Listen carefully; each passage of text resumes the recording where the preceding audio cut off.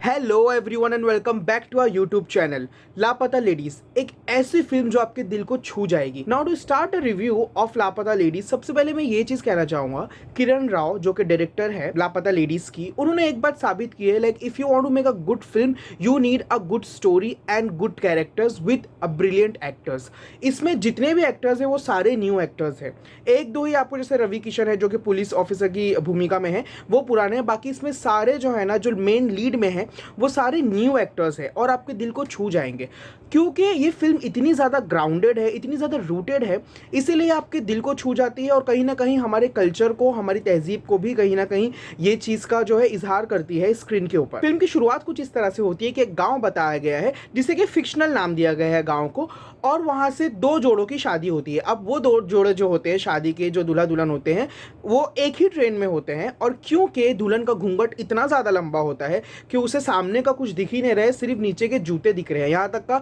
दूल्हे की शक्ल भी नहीं दिख रही है। तो कहीं ना कहीं इस तरह से भी डायरेक्टर ने, किरण राव ने बताने की कोशिश की है कि आज भी हमारे हिंदुस्तान में, इंडिया में दुल्हन का जो घूंघट होता है वो इतना लंबा होता है कि दूल्हे की शक्ल तो छोड़िए, उसे वो सही तरह से देख भी नहीं पाती कि उसका दूल्हा है कौन। उसी चक्कर में जब शादी होती है तो वो सेम ट्रेन में दो जोड़े होते हैं शादी के, और उनका ड्रेसेस भी, क्योंकि गांव में तो एक ही तरह का कपड़ा होता है, लाल कलर का शरारा होता है जो पहन के दुल्हन जाती है, तो वो जो है एक ही ट्रेन में होते हैं और रात का सफर होता है, सो रहे होते हैं, तो उसमें हो जाती है दुल्हन की अदला बदली। अब वहां से शुरू होती है कहानी की शुरुआत, और कहानी इतनी रोलर कोस्टर राइड है, एक तरीके से कहना चाहिए कि दुल्हन बदल जाती है, दूल्हे बदल जाते हैं, लेकिन कहीं ना कहीं जो कैरेक्टर्स होते हैं उन्हें सही राह और सही रास्ता मिल जाता है एट द एंड, क्योंकि इसी जर्नी के द्वारा और इसी जर्नी की on the way this women's, this girls find their destiny, they find their themselves. फूल का जो कैरेक्टर है वो स्टेशन पे जब खो जाती है और दूसरा दूल्हा, उसका दूल्हा होता है वो दूसरी दुल्हन को ले जाता है,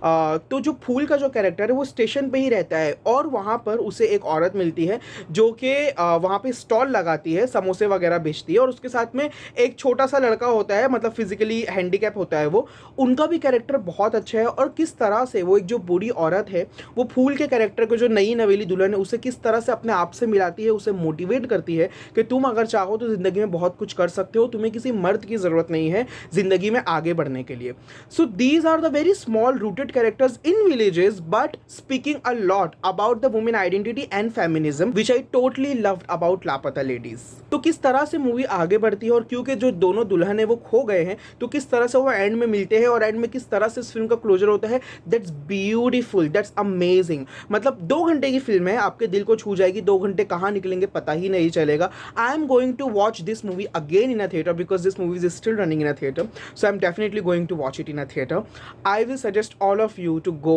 and watch it on Netflix or in a theater as soon as possible because it's a total पैसा वसूल entertaining movie with a brilliant message. Video के अंत में आप लोगों से रिक्वेस्ट करूंगा, अगर चैनल को सब्सक्राइब नहीं किया है तो प्लीज हमारे चैनल को सब्सक्राइब कर दीजिए ताकि आप लोगों को नेक्स्ट वीडियो का अपडेट मिल जाए। Thank you so much and love you all.